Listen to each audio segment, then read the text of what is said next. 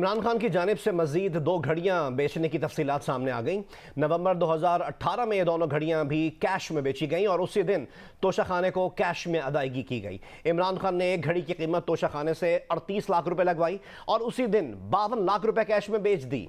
उन्होंने दूसरी घड़ी की मालियत 15 लाख रुपए लगवाई और उसी दिन 18 लाख रुपए कैश में बेच दी। यानी इमरान खान ने मार्केट में 70 लाख रुपए की 2 घड़ियां बेची और दोनों घड़ियों के एवज सिर्फ 10,48,000 कौमी खजाने में जमा करवाए। बाकी 59.5 लाख रुपए जेब में रख लिए। जियो न्यूज के प्रोग्राम आज शाहजेब खानजादा के साथ में मजीद हकाइक सामने आ गए। तोशाखाना स्कैंडल सामने आने के बाद मुसलसल इमरान खान से सवालात खड़े हो रहे हैं और जो दिफा सामने आ रहा है वो मुसलसल या तो झूठ साबित हो रहा है या फिर मजीद सवालात खड़े कर रहा है और तहरीक इंसाफ इस मामले में इमरान खान का दिफा नहीं कर पा रही है।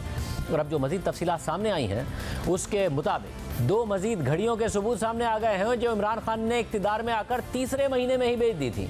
इस्लामाबाद की उसी मार्केट में उसी दुकान को बेच दी थी और एक बार फिर कैश में बेच दी थी। और दिलचस्प बात यह है कि जिस दिन इमरान खान ने हुकूमत पाकिस्तान को 20% कीमत कैश में इन घड़ियों की अदा की, उसी दिन दोनों घड़ियां मार्केट में कैश में बेच भी दी। यानी फिर वही सवाल उठ गया है कि इमरान खान ने ये दोनों घड़ियां भी पहले कैश में बेची, फिर हुकूमत को 20% कीमत अदा की और फिर बाकी मुनाफा अपने पास रख लिया। द न्यूज़ में रिपोर्टर कासिम अब्बासी जो दस्तावेज़ात सामने लाए हैं उसके मुताबिक आप स्क्रीन पर देख सकते हैं कि इमरान खान ने 28 नवंबर 2018 को मार्केट में 2 रोलेक्स घड़ियां 70 लाख रुपए की रकम में बेच दी। एक घड़ी की कीमत 52 लाख रुपए वसूल की और दूसरी घड़ी की कीमत 18 लाख रुपए वसूल की। ये दस्तावेज़ात खुद इमरान खान ने जमा करवाई हैं और इसमें एक बार फिर हाथ से लिखी हुई इस्लामाबाद की एक छोटी सी दुकान की रसीद दिखाई गई है और ये वही दुकान है जिसे 2020 में फरोख्त कर दिया गया था और इसका मालिक भी गायब है। दिलचस्प बात यह है कि ये 70 लाख रुपए की रकम भी इमरान खान ने कैश में वसूल की और दूसरा डॉक्यूमेंट हम आपको स्क्रीन पर दिखा रहे हैं वो भी उसी दिन यानी 28 नवंबर 2018 का है और ये इमरान खान की तरफ से हुकूमत पाकिस्तान को 7,54,000 रुपए कैश अदायगी का है। और फिर दूसरा डॉक्यूमेंट जो आपके सामने स्क्रीन पर मौजूद है वो इमरान खान की तरफ से हुकूमत पाकिस्तान को उसी दिन यानी 28 नवंबर 2018 को 2,94,000 रुपए की कैश अदायगी का है। यानी एक बार फिर इमरान खान ने उसी दिन मार्केट में 70 लाख रुपए की 2 घड़ियां बेची और फिर उसी दिन उन घड़ियों के एवज 10,48,000 रुपए जमा करा दिए और बाकी 59.5 लाख रुपए जेब में रख लिए। और दिलचस्प बात यह है कि सऊदी अरब के वली अहद मोहम्मद बिन सलमान से मिलने वाले तहफ़ को इमरान खान ने 10 करोड़ की मार्केट वैल्यू लगवाकर 20% रकम यानी 2 करोड़ रुपए अदा करके और मार्केट में 5 करोड़ का बेच दिया था। यानी खुद ही लगवाई गई रकम की आधी कीमत पर बेच दिया था। मगर इन 2 घड़ियों की जो तफसीलात सामने आई हैं उनके मुताबिक एक और अरब दोस्त मुल्क से मिलने वाली एक घड़ी की मार्केट वैल्यू 38 लाख रुपए लगवाई गई और फिर उसी दिन उस घड़ी को 52 लाख रुपए कैश में बेचा। यानी लगाई गई मार्केट वैल्यू से भी महंगा बेचा और दूसरी घड़ी की मालियत 15 लाख रुपए लगवाई गई और कैश में 18 लाख रुपए में उसे बेच दिया और लगाई गई कीमत का सिर्फ 20% कैश में कौमी खजाने में जमा करा दिया। इमरान खान के दोस्त जुल्फी बुखारी से भी गलती हो गई। सऊदी अरब से इमरान खान को तोहफे में मिला घड़ी का सेट पाकिस्तान में डीलर को बेचने का दावा किया। यह भी कहा कि डीलर ने बाद में दुबई में घड़ी फरोख्त कर दी। एक कदम आगे बढ़कर घड़ी की कीमत भी बता दी। $2.5 लाख में दुबई में घड़ी फरोख्त होने का कह दिया, लेकिन दुबई के उसी डीलर ने भांडा फोड़ दिया। कहा ना किसी से घड़ी खरीदी ना किसी को बेची। एक शख्स घड़ी लेकर आया, प्रमोशन के लिए तस्वीर बनवाई और वापस ले गया।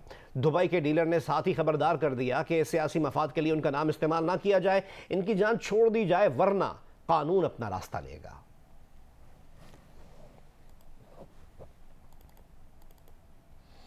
सऊदी अरब से इमरान खान को तोहफे में मिली घड़ी की एक खरीदार ने राज खोल दिया। उमर फारूक जहूर ने कहा कि दुबई में घड़ियों के डीलर से घड़ी की प्रमोशन किसी और ने नहीं, जुल्फी बुखारी ने कराई थी। जुल्फी बुखारी ने ही डीलर से राब्ता करके वेबसाइट पर मार्केटिंग करने का कहा था। इन ख्यालात का इजहार उन्होंने जियो न्यूज के प्रोग्राम नया पाकिस्तान में किया। सुबह स्टाइल ऑफ वॉचेस से बात की उनके ऑनर से जी, और उनको मैंने पूछा कि जी आपका नाम इस तरह मीडिया में चल रहा है और आप ये भी क्लेम किया जा रहा है कि आपने ये घड़ी की ट्रांजैक्शन की $2.5 लाख की, आपको ये अंदाज़ा होना चाहिए कि जी इस घड़ी का राइटफुल ओनर मैं हूँ और ये मेरी प्रॉपर्टी है। हेंस आपकी तरफ से जो बयानात दूसरे लोग दे रहे हैं मुझे उसकी क्लैरिफिकेशन चाहिए कि आप ये मेरी प्रॉपर्टी किस तरह क्लेम कर रहे हैं कि आपने बेची। इनफैक्ट जुल्फी बुखारी साहब ने इनसे रब्ता किया था कि ये आपके पास अल्ट्रा लग्जरी वॉचेस का बिजनेस है, आपके पास काफ़ी क्लाइंटेल है, तो आप ये घड़ी काइंडली अपनी वेबसाइट पे मार्केट करें। अगर कोई इसकी अच्छी ऑफर आती तो हमें बताएं। हमने ज़रूर उनसे पिक्चर्स ली, घड़ी को हमने मार्केट किया, लेकिन ना ही हमारे पास कोई ऐसा बायर आया, ना ही हमने खरीदी, ना ही हमने बेची है। क्योंकि ये सितंबर 2019 का पोस्ट था, आप ऑलरेडी अप्रैल 2019 में घड़ी खरीद चुके थे, फिर क्यों तस्वीर जुल्फी बुखारी उनको देंगे कि आप इस घड़ी को मार्केट करें? आई डोंट नो जी, आई हैव नो आइडिया। मैंने जब उनको कन्फ्रंट किया और उन्होंने कंफर्म मुझे किया कि ये इस तरह ये इंसिडेंट हुआ है। जुल्फी भी मेरा बड़ा अच्छा दोस्त था और अब मैं काफ़ी हैरान हूँ उसकी प्रेस कॉन्फ्रेंस से कि सडनली उसने एक उल्टा स्टैंड लिया, हालांकि मैं इसको भी जानता हूँ, जुल्फी को भी जानता हूँ, इनके वाले साहब को भी जानता हूँ। तो हैरान हूँ कि इन्होंने अपनी दोस्ती यारी को अपना इग्नोर करते हुए ये सारी स्टेटमेंट्स देनी शुरू कर दी। पीटीआई के रहनुमा जुल्फी बुखारी ने कहा है कि उमर फारूक ज़हूर झूठ बोल रहे हैं। उमर फारूक ज़हूर का यह दावा भी झूठा है कि उन दोनों की दोस्ती है। जुल्फी बुखारी ने मजीद कहा कि पूरी ज़िंदगी में इनकी उमर फारूक ज़हूर से कोई मुलाकात नहीं हुई। जुल्फी बुखारी ने कहा कि उमर फारूक ज़हूर का जहनी तवाज़ुन दुरुस्त नहीं।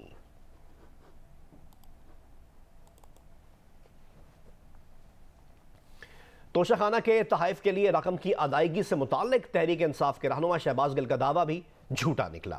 शहबाज गिल ने दावा किया था कि इमरान खान ने तोशाखाने के तहफ़ की खरीदारी के लिए 50% रकम अदा की और यह रकम चेक के जरिए कौमी खजाने में जमा करवाई गई, लेकिन हकाइक से यह साबित हुआ कि इमरान खान ने 20% रकम अदा की जो कैश की सूरत में कौमी खजाने में जमा करवाई गई।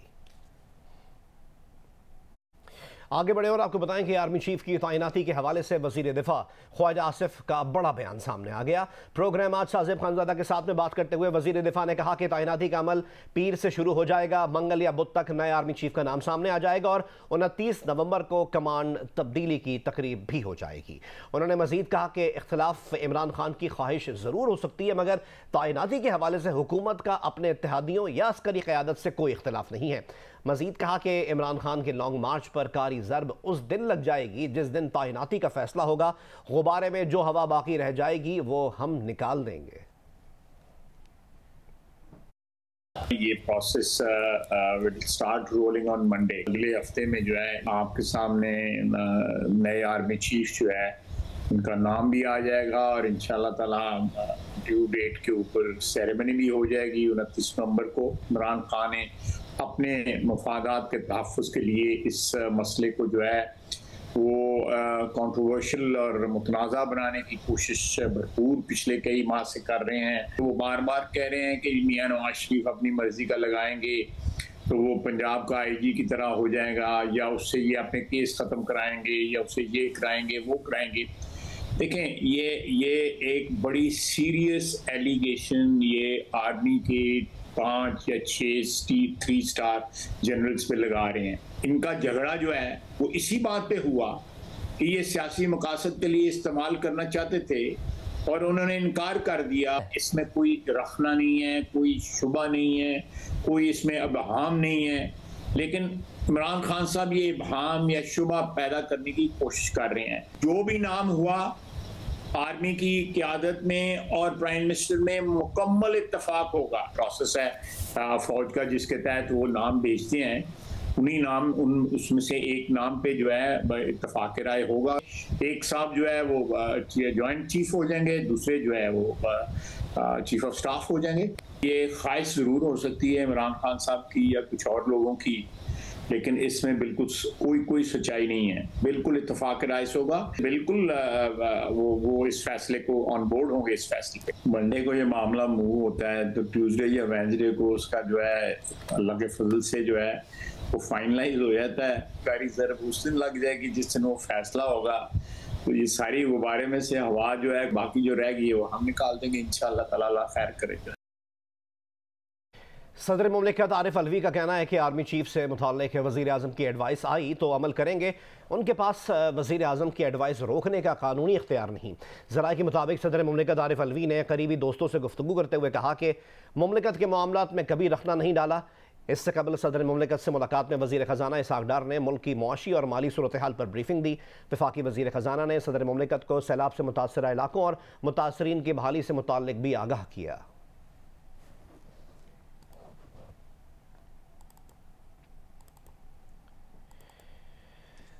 चेयरमैन तहरीक इंसाफ इमरान खान ने दावा किया है कि सदर मुमलिकत आरिफ अलवी की आर्मी चीफ से मुलाकात हुई है। मुलाकात का एजेंडा जल्द और शफाफ इंतखाबात था। मुसल्लह फौज के सरबराह की तैनाती चीफ जस्टिस सुप्रीम कोर्ट की तरह होनी चाहिए। सीनियर सहाफ़ियों से गैर रस्मी गुफ्तगू में इमरान खान ने दावा किया कि मौजूदा हुकूमत अपने फ़ायदे के लिए आर्मी एक्ट में तरमीम कर रही है जो आला अदलिया में चैलेंज हो जाएगी। आर्मी चीफ जनरल बाजवा से इनकी लाहौर में कोई मुलाकात नहीं हुई।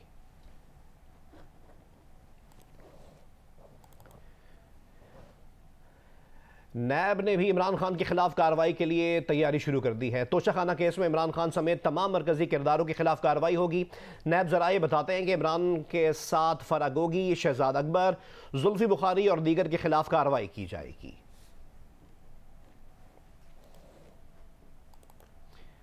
महंगाई बेकाबू, एक हफ्ते में महंगाई की शरह में 0.26% इजाफा हुआ। महंगाई की मजमूई हफ्तावार शरह 28.67% रिकॉर्ड की गई। एक हफ्ते में 23 अशिया ज़रूरिया की कीमतों में इजाफा हुआ। इदारा शुमारियात की जारी करदा आधा हफ्तावार अदाद-ओ-शुमार के मुताबिक एक हफ्ते में आग जलाने वाली लकड़ी की फीमन कीमत में 6.3% इजाफा हुआ। जिंदा मुर्गी की कीमत में तकरीबन 5%, आलू 6%, टमाटर 2.4%, प्याज की फ़ी किलो कीमत में 4.6% इजाफा हुआ। अंडों की फ़ी दर्जन कीमत 3.66% बढ़ी। मुख्तलिफ दालों, घी, LPG, आटे और लहसुन की कीमतों में कमी आई। ECC ने चीन से 2 लाख टन यूरिया दरामद करने की इजाज़त दे दी। चीनी कंपनी ने सबसे कम कीमत की बोली दी। चीन से हुकूमती बुनियादों पर यूरिया दरामद की जाएगी। वफाकी वज़ीर ख़जाना इसहाक़ डार की ज़ेर सदारत इक़्तिसादी राब्ता कमेटी का इजलास इस्लामाबाद में हुआ। इक़्तिसादी राब्ता कमेटी ने चीन से 2 लाख टन यूरिया दरामद करने की इजाज़त दे दी। चीनी कंपनी ने सबसे कम कीमत की बोली दी। चीन से हुकूमती बुनियादों पर यूरिया दरामद की जाएगी। इक़्तिसादी राब्ता कमेटी ने आज़रबाईजान से 35,000 टन यूरिया दरामद करने की मंजूरी दे दी। TCP को मज़ीद सस्ते ऑप्शन इस्तेमाल करने की हिदायत कर दी गई हैं। ऑयल मार्केटिंग कंपनियों को हाई स्पीड डीजल की दरामद पर इजाफी प्रीमियम कीमत में शामिल करने की इजाज़त दे दी गई। ECC ने वजारत हाउसिंग के लिए 11 करोड़ 50 लाख रुपए की ज़िमनी ग्रांट की मंजूरी दे दी। पेशावर में रवा साल कत्ल, चोरी, डकैती और अगवा और दीगर जराइम में इजाफा देखने में आया है। पेशावर में गुज़िश्ता साल 316 जबकि रवा साल 390 अफराद कत्ल हुए हैं। गुज़िश्ता साल डकैती के 169 वाक़यात रूनुमा हुए थे जबकि रवा साल महज 9 माह के दौरान ये तादाद बढ़कर 282 तक जा पहुंची है। शहर में गुज़िश्ता साल चोरी की 163 जबकि रवा साल 9 माह में ये वारदातें बढ़कर 248 तक पहुँच चुकी हैं। मज़ीद जानते हैं नुमाइंदा जियो न्यूज़ रसूल दावड़ की इस रिपोर्ट में। पुलिस के अदाद-ओ-शुमार के मुताबिक पेशावर में गुज़श्ता साल डकैती के 169 वारदातें हुई जबकि रवां साल महज 9 माह के दौरान ये तादाद बढ़कर 241 हो गई। शहर में गुज़श्ता साल 316 जबकि रवां साल 390 अफराद कत्ल हुए। इक़दाम कत्ल के 457 वाक़यात में इजाफे के साथ रवां साल 612 वाक़यात रिपोर्ट हुए। गुज़श्ता साल शहर में चोरी के 163 वारदातें हुई जबकि रवां साल 9 माह में ये तादाद बढ़कर 248 हो गई। इसी तरह गुज़श्ता साल 62 जबकि रवां साल मोटरसाइकिल छीनने के 56 केसेस भी रिपोर्ट हुए। गुज़श्ता साल 248 और रवा साल अब तक 192 मोटरसाइकिलें चोरी हुई। पेशावर से गुज़श्ता साल 21 बच्चे अगवा हुए थे लेकिन रवा साल 9 माह में 20 बच्चे अगवा हो चुके हैं। गुज़श्ता साल 12 अफराद लापता हुए। रवा साल मिसिंग पर्सन के 22 केसेस रिपोर्ट हुए। रिपोर्ट के मुताबिक गुज़श्ता साल 12 गाड़ियाँ और रवा साल 19 गाड़ियाँ छीनी गई। साल 2021 में गाड़ी चोरी के 143, रवा साल 9 माह में 189 गाड़ियाँ उठाई जा चुकी है। शहर में बढ़ते जराइम पर CCPO मोहम्मद एजाज खान का कहना है कि निज़ाम इंसाफ की कमजोरी से जराइम पेशा अफराद जल्द रिहा हो जाते हैं और दोबारा जराइम में मुलव्वस हो जाते हैं जबकि आबादी में इजाफा और महंगाई भी बढ़ते जराइम की बुनियादी वजूहात है। रसूल दावड़, जियो न्यूज़, पेशावर। पेशावर में राजधानी के वाक़यात थम न सके। रवा साल 35 शहरी राजधानों की फायरिंग से जख्मी हुए जबकि फायरिंग से जख्मी होने वाले कई शहरी पुलिस तफ्तीश से नाला भी हैं। मजीद जानते हैं उम्मे कुलसूम की इस रिपोर्ट में। ये है पेशावर के इलाके शरीफाबाद का रिहायशी नूर मोहम्मद जो पेशे से टैक्सी ड्राइवर है। नूर मोहम्मद मजदूरी के लिए घर से निकला तो रास्ते में नामालूम अफराद ने न सिर्फ इससे मोबाइल और गाड़ी छीनी बल्कि फायरिंग करके जख्मी भी किया। गाड़ी से महरूम होने की वजह से नूर मोहम्मद गुज़िश्ता 1 माह से बेरोजगार है। उसने मुझे उसी दिन कहा कि भाई आपकी गाड़ी 3 दिन में आपको मिल जाएगा, मगर आज मेरा तकरीबन 1 महीना और 6 दिन हो गया, मुझे गाड़ी नहीं मिला। बाज़ लोग कहते हैं कि आपका गाड़ी पिंडी में है, बाज़ कहते हैं कि वो एक आदमी कराची में है। ये वारदात सिर्फ नूर मोहम्मद के साथ नहीं हुई। पुलिस रिकॉर्ड के मुताबिक रवां साल अब तक शहर में राजनी की 50 से ज़्यादा वारदातें हो चुकी हैं। ऑलमोस्ट गैंग ट्रेस हो चुका है अब उसकी गिरफ्तारी के लिए लाइहा अमल हम बना रहे हैं। इशू ये है कि ये जो गैंग है ये पहले भी मुख्तलिफ़ किस्म के कत्ल के और इन इक़दामात में मुलव्वस है, उसमें भी वो वांटेड हैं। पुलिस जहां राजनी के वाक़यात की रोकथाम में नाकाम दिखाई देती है, वहीं मुल्ज़िमान की गिरफ्तारी भी इनके लिए चैलेंज बन चुकी है। राजनी के बढ़ते वाक़यात के बायस शहरी अदम तहफ़्फ़ुज़ का शिकार हैं। शहरियों ने हुकूमत और महकमे पुलिस से राजनी के वाक़यात की रोकथाम के लिए ठोस इक़दाम करने का मुतालबा किया है। कैमरामैन रिजवान शेख के साथ उम्मी कुलसूम, जियो न्यूज़, पेशावर। स्पोर्ट्स अपडेट्स आपसे शेयर करें। पाकिस्तान क्रिकेट बोर्ड ने इंग्लैंड के दौरे पाकिस्तान के शेड्यूल में तब्दीली न करने का फैसला किया है। दोनों मुल्कों के दरमियान पहला टेस्ट शेड्यूल के मुताबिक 1 दिसंबर से पिंडी क्रिकेट स्टेडियम में ही खेला जाएगा। ज़राए के मुताबिक दोनों मुल्कों के क्रिकेट बोर्ड ने इंग्लैंड के दौरे पाकिस्तान के शेड्यूल में तब्दीली न करने का फैसला किया है। इस फैसले के तहत पाकिस्तान और इंग्लैंड के दरमियान पहला टेस्ट जो 1 दिसंबर से पिंडी में शेड्यूल था, इन्हीं तारीखों में पिंडी में होगा। ज़राए के मुताबिक PCB को मुताल्लिका हुक्काम की जानिब से पिंडी में टेस्ट कराने का ग्रीन सिग्नल मिल गया है। दूसरी जानिब इंग्लैंड क्रिकेट बोर्ड को रिपोर्ट करने वाले सिक्योरिटी वफ्द ने भी दौरे के हवाले से ग्रीन सिग्नल दे दिया है। अब वो दौरे के हवाले से मुकम्मल मुतमईन है। इंग्लैंड की क्रिकेट टीम टेस्ट सीरीज खेलने के लिए 27 नवंबर को इस्लामाबाद पहुंचेगी। लाहौर में पंजाब स्पोर्ट्स बोर्ड की क्रिकेट अकेडमी का इफ्तिताह कर दिया गया है। इफ्तिताही तकरीब में वजीर खेल पंजाब तैमूर मसूद, लाहौर कलंदर्स के CEO आतिफ राना और हेड कोच आकिब जावेद ने शिरकत की। स्पोर्ट्स बोर्ड पंजाब के ज़ेर एहतमाम क्रिकेट अकेडमी का इफ्तिताह करने के बाद तकरीब से खिताब करते हुए सूबाई वज़ीर खेल तैमूर मसूद का कहना था कि क्रिकेट अकेडमी पहली मरतबा शुरू कर रहे हैं। लाहौर कलंदर्स का हमें ताउन हासिल रहेगा। आतिफ राना और आकिब जावेद का शुक्रिया अदा करते हैं कि ये जो हम आज सिलसिला शुरू कर रहे हैं, इससे हमारे जो यंग टैलेंट है वो प्रमोट होगा, उसको आगे लेके आएंगे और वो इंशाअल्लाह ताला नेशनल और इंटरनेशनल लेवल पर जाके पाकिस्तान का नाम रोशन करेंगे। तकरीब से खिताब में लाहौर कलंदर्स के हेड कोच आकिब जावेद का कहना था, सहूलियात तो हैं, उनसे फ़ायदा उठाने की ज़रूरत है। बासलाहियत क्रिकेटर्स को कलंदर्स हाई परफॉर्मेंस सेंटर में ट्रेनिंग दी जाएगी। पिछले जो 6 सालों में अगर शाहीन वहाँ से मिल सकता है, हारिस मिल सकता है, फ़ख्र मिल सकता है, तो हम फ्यूचर में इस तरह के सुपरस्टार्स इस प्लेटफॉर्म से देखते हैं पाकिस्तान को रिप्रेजेंट करते हुए। 11 साल बाद सुल्तान इजलान शाह हॉकी टूर्नामेंट में विक्ट्री स्टैंड पर पहुंचने वाली पाकिस्तान टीम के एजाज़ में गवर्नर सिंध कामरान टिसोरी ने इस्तकबालिया दिया, जिसमें गवर्नर सिंध का कहना था कि पाकिस्तान टीम मेहनत करे, उसका फल ज़रूर मिलेगा। उन्होंने मज़ीद कहा कि वो कौमी टीम को जनूबी अफ्रीका भिजवाने के हवाले से स्पॉन्सर्स से बात करेंगे।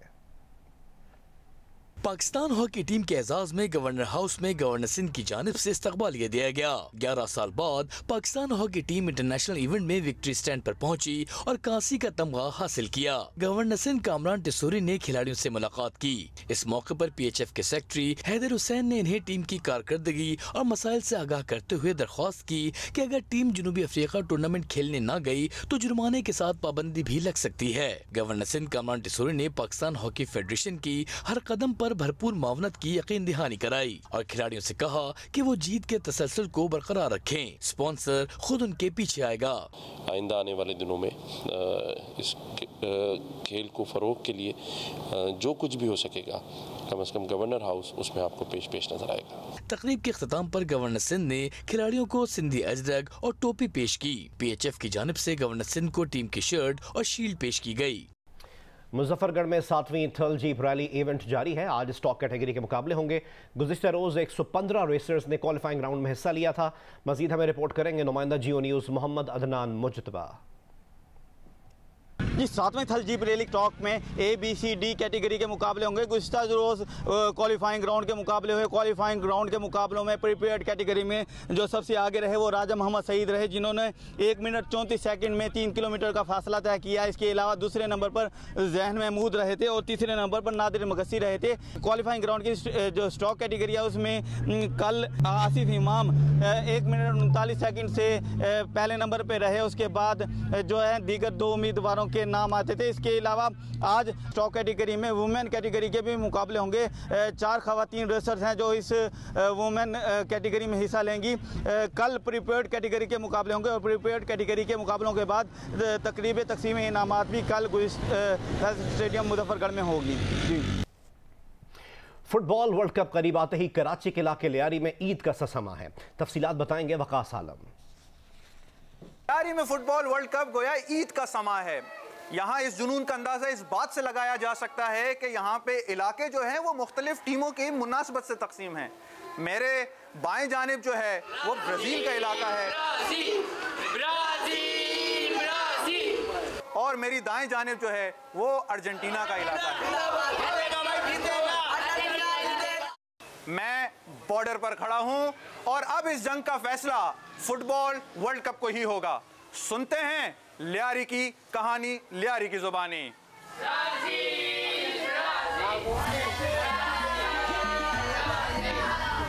फुटबॉल को जुनून की हद तक प्यार करने वाला लियारी।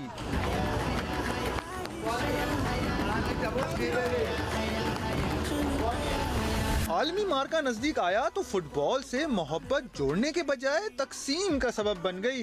कौन बनेगा आलमी चैंपियन, ये वो सवाल है जिस पर यहाँ कलरी का अली मोहम्मद मोहल्ला दो हिस्सों में तकसीम हो गया है। एक ऑल टाइम ग्रेट मेसी के अर्जेंटाइन के हक में है तो दूसरा ड्रिबलिंग और सहर तारी करने वाले डॉज के माहिर नेमार के ब्राजील का हिमायती है।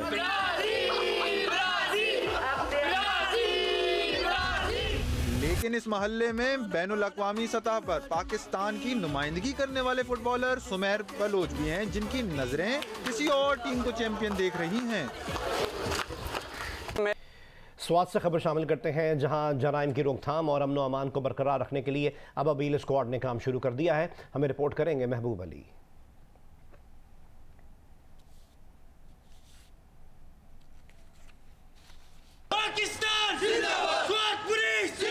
स्वात में अमन व अमान बरकरार रखने और जराइम के रोकथाम के लिए अब अबील स्क्वाड को मोटरसाइकिलें दी गई है।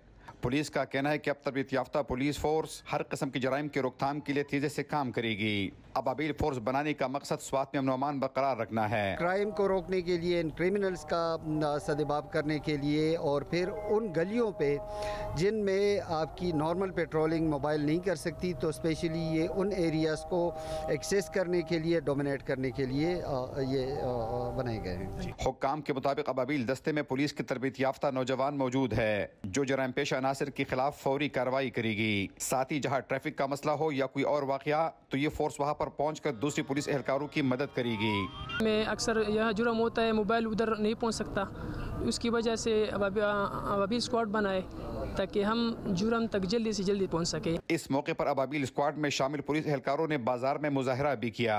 कैमरामैन मोहम्मद जुबैर खान के साथ महबूब अली, जियो न्यूज़, स्वात। पेशावर में आज सुबह से शुरू होने वाली बूंदाबांदी से मौसम मजीद सर्द हो गया। महकमा मौसमियात ने आइंदा 24 घंटों में पेशावर समेत खैबर पख्तूनख्वा के बेशतर अजला में बारिश की पेशगोई की है। मजीद हमें रिपोर्ट करेंगे नुमाइंदा जियो न्यूज़ अबू बकर सिद्दीक। जी बिल्कुल, पेशावर में इस वक्त हल्की बूंदाबांदी जारी है, मतलब मुकम्मल तौर पर अबर आलूद है, हवाएं चल रही है जिससे ज़्यादा सर्दी महसूस हो रही है। इस वक्त पेशावर का दर्जा हरारत 12 डिग्री सेंटीग्रेड है, जबकि आइंदा 24 घंटों के दौरान पेशावर का दर्जा हरारत 22 डिग्री सेंटीग्रेड तक बढ़ने का इम्कान है। महकमा मौसमियात के मुताबिक गुज़िश्ता 24 घंटों के दौरान खैबर पख्तूनख्वा के बालाई इलाकों में बारिश हुई है, जबकि पहाड़ों पर बर्फबारी भी हुई है।